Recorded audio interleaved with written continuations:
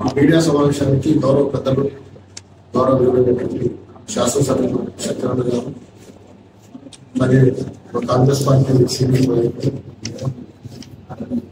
సమావేశాన్ని ప్రధాన ఉద్దేశం ఏంటంటే తెలంగాణ రాష్ట్రంలో గత వారం 10 రోజులుగా ట్రోల్ అవుతున్నటువంటి ఒక ప్రధానమైనటువంటి ఇష్యూ ఫోన్ ట్యాంపరింగ్ విషయం అనేది మీకు అందరికీ తెలుసు. నాకు తెలిసి స్వాతంత్రం తర్వాత ఎక్కడో ఈ దేశాన్ని విఘాతం కలిగించే ఉగ్రవాదులకు లేదు ఈ సమాజాన్ని చెడగొట్టడానికి ప్రయత్నం చేసే ఉగ్రవాదులకు సంబంధించినటువంటి ముఖ్యమైనటువంటి టెర్రరిస్టులకు సంబంధించినటువంటి ఫోన్ ట్యాంపరింగ్ చేసి ఈ భారతదేశానికి ముప్పు కలగకూడదు, ప్రజానికాన్ని కల్పించాలి, వ్యవస్థకు భంగం కలగకూడదని చెప్పేసి అదేదో మూడో కంటికి లేకుండా ఎవరికో వారికి సమాచారం తెలుసుకునేటువంటి పరిజ్ఞానం రక్షణ శాఖకు ప్రధానంగా పోలీస్ యంత్రాంగాన్ని చూసుకోవాల్సినటువంటి పరిస్థితి ఉండుంది.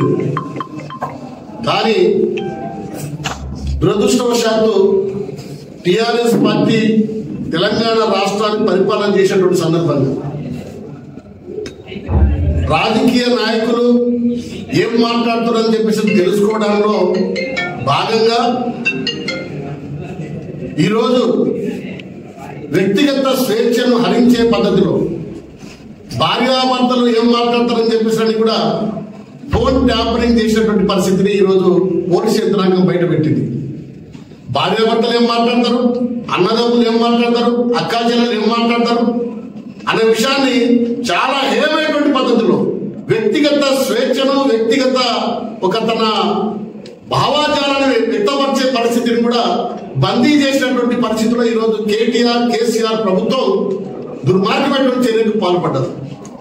యావత్ ప్రపంచ దేశాల్లో కూడా ఇలాంటి చర్యలు తీవ్రమైనటువంటి పద్ధతిలో ఖండిస్తున్నారు. ఇది చాలా దుర్మార్గమైనటువంటి చర్య అని చెప్పేసి రాజకీయ విశ్లేషకులు ఉన్నటువంటి మేధావులు దీన్ని చాలా వ్యతిరేకిస్తున్నారు. ఇది కాక ఎంత దుర్మార్గం ఈ రోజు వచ్చినటువంటి ట్రోలింగ్ ఇంకోటి ఏంటంటే సినిమాలో నటించే హీరోయిన్ల ఫోన్ పెట్టి ట్యాంపరింగ్ చేసిందని చెప్పి చెప్తాను. సినిమాలో హీరోయిన్ గా నటించే ఆనందపరిచే పద్ధతులు ఉన్నటువంటి హీరోయిన్లను వారిని కూడా ట్రాలింగ్ చేయడం అంటే వాళ్ళు ఎవరితో మాట్లాడుతున్నారు, వాళ్ళు ఏం చేస్తున్నారు అని చెప్పేసి తెలుసుకోవడానికి ఈ చర్య తీసుకున్నారు. దాని మూలంగా వార్తలు వస్తా ఉన్నాయి, వాస్తవం లేదో తెలియదు కానీ కొన్ని కుటుంబాలు నాశనం అయిపోయినాయి, విడాకులు తీసుకున్నారు, కొంతమంది ఆత్మహత్యలు చేసుకున్నారు అని చెప్పి చెప్తామన్నటువంటి పరిస్థితి. అంటే ఇంత దుర్మార్గమైనటువంటి చర్యకు పాల్పడినందుకు ఈ కేసీఆర్ విధానాన్ని ఎండగట్టే పద్ధతిలోనే మహా న్యూస్ కానీ మిగతా ఏబిఎం కానీ ఈనాడు కానీ అందరూ ఆల్ మీడియా సంస్థలు మొత్తం ఈరోజు వాళ్ళ బండారాన్ని బయట పెట్టే సందర్భంగా తెలంగాణ సమాజంలో ఇటువంటి దుర్మార్గులు ఉన్నారు టిఆర్ఎస్ పార్టీలో, వీళ్ళు ముఖ్యమంత్రులు అని చెప్పేసి బయట ప్రపంచాన్ని చాటి చెప్పే పద్ధతిలో బయట ప్రపంచాన్ని మేలుకొల్పే పరిస్థితిలో ఈ దుర్మార్గాన్ని ఎండగడతా ఉంటే మనం చూసినాం. నిన్న కాదు మొన్న బాటంగానే ఇటువంటి ప్రచారం చేస్తే మేము సహించామని చెప్పేసి పెద్ద పెద్ద రాళ్లతో దుర్మార్గమైనటువంటి పద్ధతిలో కార్యాలయం పైన యంత్రాల పైన మీడియా విషయాల పైన దాడి చేసినటువంటి సంఘటన మనం చూస్తాము. దీనికి మా పార్టీ కాంగ్రెస్ పార్టీ నాయకులు ఉత్తమ్ కుమార్ రెడ్డి గారు, భట్టి గారు, మా పార్టీ యావత్తు నాయకులందరూ సీఎం గారితో సహా దీన్ని తీవ్రంగా ఖండిస్తున్నటువంటి పరిస్థితి కోరుతున్నది. దానికి పాశ్చాత్య పడవలసినటువంటి అవసరం ఉంది. అన్ని రాజకీయ పార్టీలకు అతీతంగా ఇలాంటి దుర్మార్గమైనటువంటి చర్యలను లేదు భౌతికంగా దాడులు చేసే సంస్థలను వ్యక్తులను ఖండించవలసినటువంటి పరిస్థితి ఉండాలి. కానీ మిగతా విషయాలు పెద్దలు మాట్లాడతారు. 2-3 విషయాలు నేను మీ దృష్టికి తీసుకొస్తాను. ప్రభుత్వంలో ఉన్నప్పుడు జగదీశ్వర్ రెడ్డి అనే ఒక మంత్రిగా మాజీ మంత్రిగా ఉన్నటువంటి ఆయన కేసీఆర్ కు సొడా పోసి మెప్పు పొందే నాయకుడిగా ఉన్నటువంటి అతను నిన్న మాట్లాడే ప్రెస్ మీట్ లో ఏం మాట్లాడతాడండి? మాతో ఆయుధాలు ఉన్నాయి, మేము ఇంకా 2-3 ఛానళ్ల పైన దాడి చేయాల్సిన అవసరం ఉంది, మా గురించి మా బహిర్గత మా రహస్యాలను మా విషయాలను బయట పెడితే ఖబర్దారని చెప్పేసిన పద్ధతిలో పనికి మాటలు మాట్లాడుతున్నటువంటి జగదీశ్వర్ రెడ్డికి ఏం చెప్పాలి సమాజం? నిజంగా కాంగ్రెస్ పార్టీ నాయకులు కార్యకర్తలు మా రేవంత్ రెడ్డి గారి సూచన మేరకు తెలంగాణ రాష్ట్రంలో మహేష్ కుమార్ గౌడ్ సలహా మేరకు సమన్వయం పాటిస్తా ఉన్నారు. కానీ ఆయన మాట్లాడేటువంటి తీరు చూస్తే తెలంగాణ రాష్ట్రంలో ప్రజలు ఉడికిపోతున్నటువంటి పరిస్థితి. చాలా దుర్మార్గంగా మాట్లాడుతూ ఉన్నాడు. మీడియా పైన దాడి కాదు, మమ్మల్ని ఎవరు ఆపలేరు, పోలీసు వాళ్ళు కూడా మాకు ఏం చేయలేరని చెప్పి చెప్తా ఉన్నాడు. కాంగ్రెస్ పార్టీ కార్యకర్తలు కూడా ఏం చేయలేరు అంటున్నారు. నేను ఈ సందర్భంగా చెప్తున్నా జగదీష్ రెడ్డి గారు, మీరంటే మాకేం కోపతాపాలు కాదు, కానీ ప్రజాస్వామ్యంలో ప్రజాయుతంగా ప్రజా మీడియా పైన మీరు దాడి చేస్తే బిడ్డాన్ని అనుకోవచ్చు. నిన్ను ఓ సినిమాలో ఈడ్చుకొచ్చి రామరెడ్డి ఈడ్చుకొచ్చినట్టుగా మా కాంగ్రెస్ పార్టీ కార్యకర్తలు నడుచుకుంటే మీడియా పైన దాడులు చేస్తే అలాంటి పరిస్థితి తీసుకురాకని చెప్పి చెప్తా ఉన్నాం. శ్రీనివాస్ గౌడ్ గారు మాట్లాడతారు, మేము అట్టే చేస్తాం, మా గురించి ఎవరైనా తప్పుడు ప్రచారం చేసినా, మా కేటీఆర్ గురించి తప్పుడు ప్రచారం చేసినా, మా కేసీఆర్ గురించి తప్పుడు ప్రచారం చేసినా, నేను శ్రీనివాస్ గౌడ్ గారిని సూటిగా చెప్తున్నా, నీకు దమ్ము ధైర్యం ఉంటే, నీకు సిగ్గు లజ్జ ఉంటే కేటీఆర్ కేసీఆర్ తప్పులు చేయకుండా చూసుకోవాల్సిన బాధ్యత ఉంది. కానీ మీడియా ఆ తప్పును ఎందుకు చూస్తే మీడియా పైన దాడి చేస్తామని చెప్పి సిగ్గు లేదని ఇంకా చెప్తా ఉన్నాను. ఈ సిగ్గుమైన పని కాదా అని చెప్పి చెప్తా ఉన్నాను. అందుకని ఈ మీడియా పైన జరుగుతున్నటువంటి దాడులతో సంబంధించినటువంటి ఇంకో విషయం, షాద్నగర్ కొంతమంది ఇంకా దాడులు చేస్తామని చెప్తే మాకు నిజంగా శంకరన్న ఆదేశాలు ఇస్తే షాద్నగర్ లో మీడియా పైన కానీ స్వేచ్ఛాయుతంగా మాట్లాడే స్వేచ్ఛ మీద దాడి చేస్తే బిడ్డ షాద్నగర్ లో కాంగ్రెస్ పార్టీ కార్యకర్తలు చాలా షార్ప్ గా ఉంటారు. మా నాయకుడు ఆదేశాలు ఇస్తే బట్టలు కూడా తీసి రోడ్డు మీద తిప్పుతాం బిడ్డ మీకు. కాబట్టి ఈ అవాకు చవాకు మాటలు మానుకోవాలని, గతంలో పరిపాలన చేసేటువంటి మంత్రులుగా మాట్లాడేటువంటి విషయాన్ని మీరు ఉపసంహరించుకోవాలని, తెలంగాణ రాష్ట్రంలో శాంతియుతంగా గౌరవ రేవంత్ రెడ్డి గారి ప్రజా పరిపాలనలో శాంతియుతంగా ప్రజలందరూ స్వేచ్ఛను ఈరోజు స్వేచ్ఛంగా మాట్లాడే పరిస్థితి వచ్చింది. మీలాగా ధర్నా చేసినో నిరసన తెలియజేసినో మీ ప్రభుత్వంలో ధర్నా చౌకను తీసేసిండ్రు, మాట్లాడే వాళ్ళ పైన కేసులు పెట్టిండ్రు, మీడియా పైన కేసులు పెట్టి మీరు రౌడీ షీటర్ గా నమోదు చేసినటువంటి చరిత్ర మీది, జైలు పంపించినటువంటి చరిత్ర మీది. కానీ మా ప్రభుత్వం ఈ సమాజంలో అందరికి స్వేచ్ఛ స్వాతంత్రం ఉంది, ఈ సమాజంలో మీడియాకు ప్రశ్నించే హక్కు ఉంది, ఈ సమాజంలో నిరసన తెలియజేసే హక్కు ఉంది, ప్రజాస్వామ్యంలో ప్రజా పాలనలో వాళ్లకు ఏ విషయంలో అడిగే హక్కు ఉందని చెప్పేసి స్వేచ్ఛాయుతమైనటువంటి పరిపాలన ఇచ్చింది కాంగ్రెస్ పార్టీ, కాంగ్రెస్ ప్రభుత్వం. కాబట్టి మీకు మాకు తేడా అది. అందుకని టిఆర్ఎస్ నాయకులారా మీడియా పైన నాయకుల పైన అవాకు చవాకు మాట్లాడి సర్వ సమాజంలో సిగ్గుమాల మాటలు మాట్లాడితే, అన్పార్లమెంటరీ పద్ధతులు మీరు మాట్లాడితే మేము కూడా మాట్లాడాల్సినటువంటి పరిస్థితి ఏర్పడుతుంది. అది తీసుకురాకని చెప్పి సందర్భంగా మీడియా ద్వారా తెలియజేస్తా ఉన్నాను. ముఖ్యంగా తెలంగాణ రాష్ట్రంలో ప్రజలు ఒక కుటుంబ పాలన మీద, ఒక పార్టీ యొక్క వ్యతిరేక విధానాల వల్ల ప్రజలు తెలంగాణ రాష్ట్రంలో ప్రజాస్వామ్య పాలన రావాలి, ప్రజాపాలన రావాలి, ప్రజలకు అందుబాటులో ఉండే ముఖ్యమంత్రి రావాలనే ఉద్దేశంతో ఈ రాష్ట్రంలో కాంగ్రెస్ పార్టీకి పూర్తిగా అండగా ప్రజలందరూ నిలబడ్డందుకే ఇలా తెలంగాణ రాష్ట్రం స్వేచ్ఛ స్వతంత్ర వాయువు పీల్చుకుంటా ఉన్నారు ప్రజలందరూ, సబండ వర్గాలు. ముఖ్యంగా ఇవాళ ఇలా అభాండాలు వేయడం కాదు, సరి అయిన ఆరోపణలు చేయడమే ఈ వ్యవస్థ మీద కొందరు వ్యక్తులు చేస్తూ ఉంటారు. అందులో స్వాతంత్ర పోరాటంలో కూడా అండగా నిలబడ్డ పత్రికా రంగం ఇలా ఫోర్త్ ఎస్టేట్ అని చెప్పగలం. ఆ రోజు ఎంత సాహసం చేసి ఈ స్వతంత్రం తెచ్చుకున్నామో అందులో ముఖ్య భూమిక పోషించిందే పత్రికా రంగం, ఫోర్త్ ఎస్టేట్ అంటారు. ఇవాళ తెలంగాణ రాష్ట్రం, తెలంగాణ ఉద్యమం జరుగుతూ ఉంటే ప్రతి ఒక్క పత్రిక సోదరుడు, ప్రతి ఒక్క ఎలక్ట్రానిక్ మీడియా సంస్థ ఎవరికి ఆ రోజు కాంగ్రెస్ పార్టీ అధికారంలో రాష్ట్రంలో ఉన్న దేశంలో ఉన్న అదరకుండా బెదరకుండా సరి అయిన న్యాయం తెలంగాణకు జరగాలంటే ఇలా తెలంగాణ ముసుగులో ఉన్న కొందరు బోకస్ ఉద్యమకారులు ప్రజల యొక్క బలహీనత, కాంగ్రెస్ పార్టీ యొక్క బలహీనతను అడ్డం పెట్టుకొని ఇలా సోనియా గాంధీ తెలంగాణ ఇస్తే, కాంగ్రెస్ పార్టీ తెలంగాణ ఇస్తే అధికారం పోయినా పర్వాలేదని చెప్పి మీడియాను నమ్మి, మీడియా రాసే వార్తలు నిజంగా ప్రజలు, విద్యార్థులు, ఉద్యమకారులు చనిపోతా ఉంటే మీడియా వెలుగులోకి తెచ్చింది ఆ రోజు. మీడియాను పరిగణలోకి తీసుకున్నారు సోనియా గాంధీ. మీడియాను నిజంగా వాస్తవాలని చెప్పి కాంగ్రెస్ పార్టీ అలా నమ్మి ఎప్పుడు కేసీఆర్ గురించో ఎవరి గురించో నమ్మలేదు. వాస్తవాలు, ప్రజలు పడుతున్న ఇబ్బందులు, విద్యార్థులు పడుతున్న ఇబ్బందులు, ఉద్యోగులు పడుతున్న ఇబ్బందులు, సమాజం పడుతున్న ఇబ్బందులు, పత్రికా సోదరులు, పత్రిక యంత్రాంగం అంతా కూడా తెలంగాణ కావాలని చెప్పి ఎంతో భావాదివాలతో వార్తలు రాశారు. ఆ రోజు కనబడలేదా మీకు? వార్తలు ఎలక్ట్రానిక్ మీడియా కనబడలేదా? ఆ రోజు ఎలక్ట్రానిక్ మీడియా ఆ రోజు సహకరించలేదా? ఆయన ఎవరన్నా ఉద్యమాలు జరిగేటప్పుడు ఎవరన్నా ఎలక్ట్రానిక్ మీడియా మీద కానీ పత్రికా రంగం మీద ఎవరన్నా దాడులు చేసేవారు? ఇవాళ మీరు బలిసి, నిజంగా చెప్తున్నా, మీ ఈపులు వలగొట్టేటోడు లేక ఇష్టానుసారంగా ప్రవర్తిస్తారు.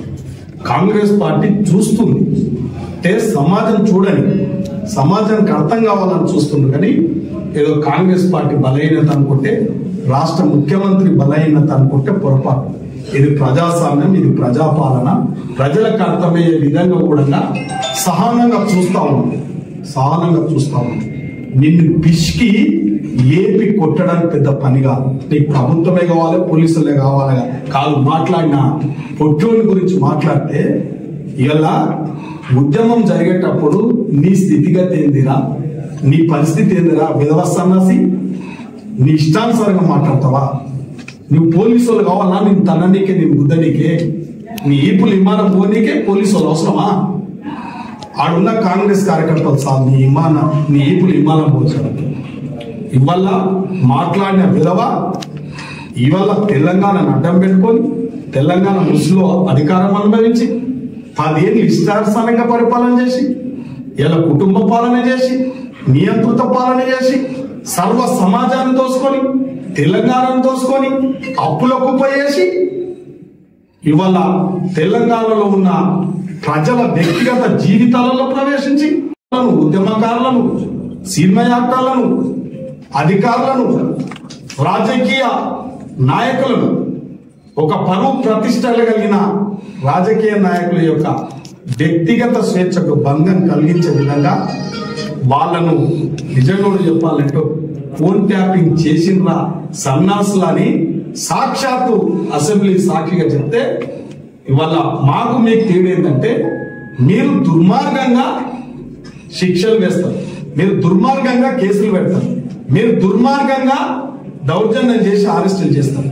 ఉదాహరణకు మీరు చేసిన దుర్మార్గం, ఒక ఉద్యమకారుడు, ఒక నీతిమంతుడు, ఒక నిజాయితీపరుడు, తెలంగాణ గురించి నిస్వార్థంగా పోరాటం చేసిన కోదండరామరెడ్డి యొక్క ఇల్లు మీద దౌర్జన్యం చేసింది. ప్రజలు మర్చిపోయారు అనుకుంటారా? వార్తలు ఆయన మీడియా రాయలేదనుకుంటారా?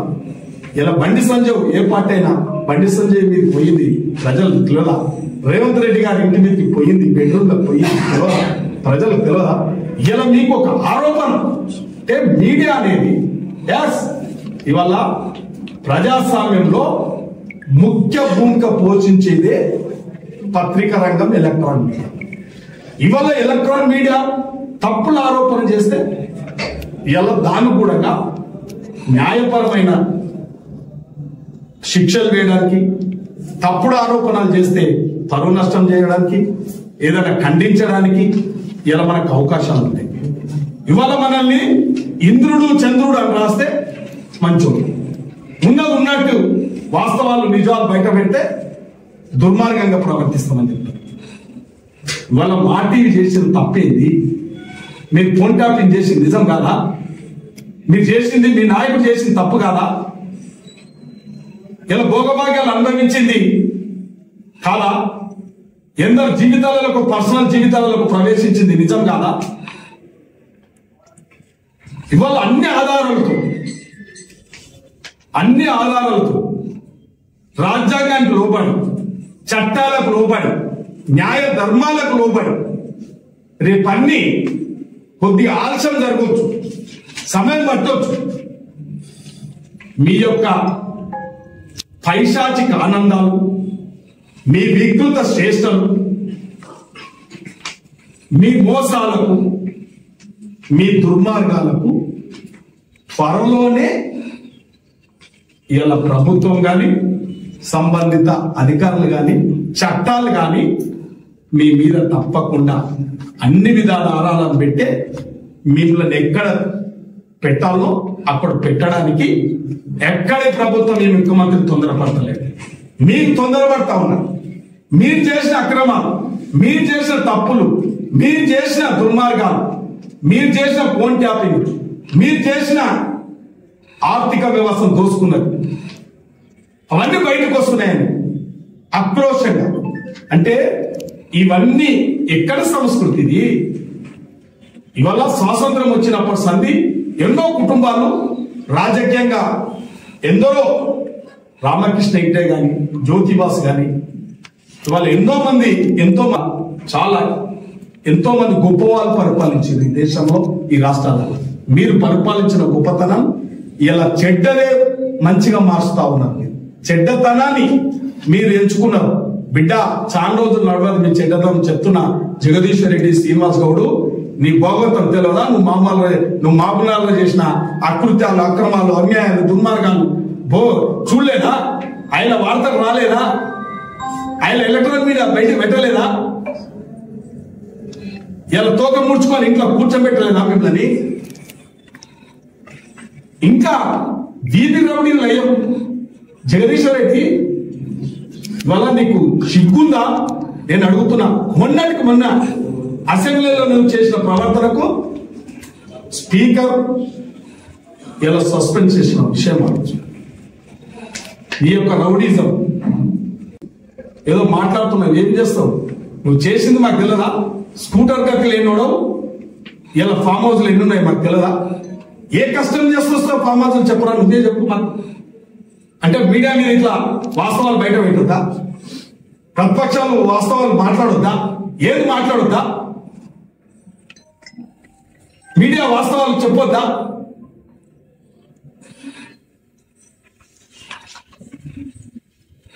మీడియా మీద మళ్ళొక్కసారి ఎవరు లేడు మీడియాకి అనుకుంటున్నాడు. మీడియా కూడా సమాజానికి ఎంతో అవసరం. అంత అవసరం. అది నష్టమా కష్టమా నొప్పి కావచ్చు. అందరి నాయకత్వం అట్లా ఉండదు. వాళ్ళ కాంగ్రెస్ పార్టీ ఉంది. కాంగ్రెస్ పార్టీలో కూడా రోజు వ్యతిరేకం రాస్తారు. దాడి చేస్తామా? వాస్తవాలు రాస్తారు. అన్ని పార్టీల గురించి రాస్తాయి, అన్ని పత్రికలు రాస్తారు. మా ముఖ్యమంత్రి మీద కూడా రాస్తున్నారు. పోయి దాడులు చేస్తున్నామా? ముఖ్యమంత్రి మీద రాసిన వాస్తవాలు ఏందో అని ఆయన మళ్ళా పత్రిక ముఖంగానే చెప్తా ఉన్నాడు. మీరు ఆ వార్తలు రాశారు, నేను నా చిత్తశుద్ధి ఇదే. హెచ్సిఎం మీద రాశారు, ఏమేమో రాస్తే ఆయన నిజాలు బయట పెట్టింది. శ్రీధర్ బాబు గారు మీడియా ముఖంగా, మీడియా కూడా మీరు అర్థం చేసుకోండి అని చెప్పి మీడియా ముఖంగా కూడా క్లారిఫికేషన్ ఇవ్వాల్సి వచ్చింది. నువ్వు కూడా చెప్పు. ఎలా నువ్వు నీ అక్రమ సంపాదనకు ఉదాహరణ మద్దూరు చేగూరు మధ్యలో 80-90 ఎకరాల ఫామ్ హౌస్ మోసం చేయలేదా నువ్వు? ప్రభుత్వాన్ని అధికారాన్ని అడ్డం పెట్టుకొని చెప్పగలుగుతావు శ్రీనివాస్ గౌడ్? తెలంగాణ వచ్చినాక నువ్వు ఆస్తులు ఏంటంటే ఎట్లా మార్పు వచ్చిందో అందరు చెప్పు. మీకెట్లా ఫామ్ హౌస్లు వచ్చినాయో, మీకెట్లా ఆస్తులు వచ్చినాయో అవి అందరికి తెలంగాణ ప్రజలకందరూ చెప్పు. ఆ విధంగా ఈ విధంగా చేస్తే మాకు ఈ ఫామ్ హౌస్లు వచ్చినాయి, మీరు కూడా ఈ విధంగా చేస్తుంటే సామాన్య ప్రజలు కూడా అదే అలవాటు చేసుకుంటారు. బిడ్డ మీ మీద చెప్తున్నాం, మీ వ్యక్తిగత ఆస్తుల మీద కూడా భవిష్యత్తులో మీరు సంపాదించిన అక్రమ ఆస్తుల మీద, మీరు చేసే దుర్మార్గంగా సంపాదించిన ఆస్తుల మీద దాడులు చేయాల్సి వస్తుంది. ఆ యొక్క పరిస్థితిని మీరు సృష్టిస్తా ఉన్నారు. ఇప్పటి వరకు వ్యక్తిగతంగా ఎవరు పోలేదు. మా నాయకుడు కూడా అటువంటి ఆలోచన లేదు. ఎవడు పాపంలో వాడు పోని అని చెప్పి పోకుంటే మీరు సమాజానికి ఒక మంచి ప్రశాంతమైన వాతావరణంలో ప్రభుత్వాన్ని నడపాలి, ప్రజలను ప్రశాంతమైన వాతావరణంలో జీవించే విధంగా చూడాలి అనే సంకల్పంతో ప్రభుత్వం పనిచేస్తుంది. మీరు ఇటువంటి దాడులు మీడియా మీద కానీ ఇష్టానుసారంగా ప్రవర్తిస్తే మీ రోజులు దగ్గర పడ్డాయి అని లాస్ట్ మాట చెప్తావు. మీ రోజులు దగ్గర పడ్డందుకే ఇలా ఏదో అంటారు చూడు, స్వయంకృత అపరాధమా ఇది అంటారు చూడు, ఆ విధంగా మీ అంతలు మీరు తెచ్చుకుంటా ఉన్నారు. మీ పని మీ యొక్క వ్యక్తిత్వమైన మీ ఇష్టానుసారంగా ప్రవర్తిస్తే సమాజం ఊకోదు. ఇలా మీడియా మీద చేసినంత మాత్రంలో మీ యొక్క తప్పిదాలన్నీ కప్పుపుచ్చుకుంటాం అనుకుంటే అది ఎవడు ఉండడు. ఇలా మీ మీడియా సమాజం అంతా కూడా ఒకటైతుంది, తెలంగాణ ప్రజలందరూ కూడా ఒకటైతారు.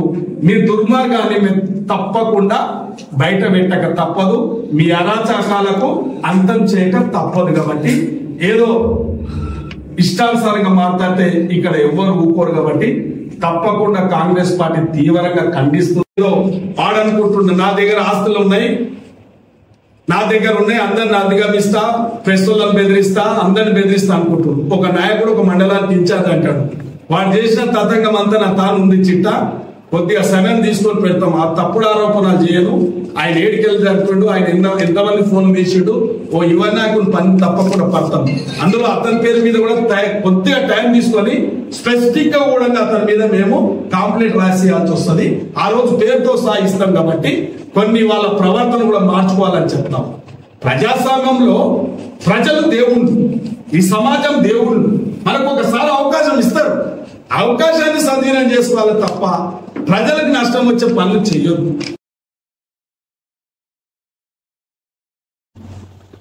మీడియా సమావేశానికి గౌరవ పెద్దలు, గౌరవ శాసనసభ్యులు సత్యనారాయణ గారు, అలాగే కాంగ్రెస్ పార్టీ సీనియర్ సమావేశాన్ని ప్రధాన ఉద్దేశం ఏంటంటే తెలంగాణ రాష్ట్రంలో గత వారం 10 రోజులుగా ట్రోల్ అవుతున్నటువంటి ఒక ప్రధానమైనటువంటి ఇష్యూ ఫోన్ ట్యాంపరింగ్ విషయం అనేది మీకు అందరికీ తెలుసు. నాకు తెలిసి స్వాతంత్రం తర్వాత ఎక్కడో ఈ దేశాన్ని విఘాతం కలిగించే ఉగ్రవాదులకు, లేదు ఈ సమాజాన్ని చెడగొట్టడానికి ప్రయత్నం చేసే ఉగ్రవాదులకు సంబంధించినటువంటి ముఖ్యమైనటువంటి టెర్రరిస్టులకు సంబంధించినటువంటి ఫోన్ ట్యాంపరింగ్ చేసి ఈ భారతదేశానికి ముప్పు కలగకూడదు, ప్రజానికాన్ని కల్పించాలి, వ్యవస్థకు భంగం కలగకూడదని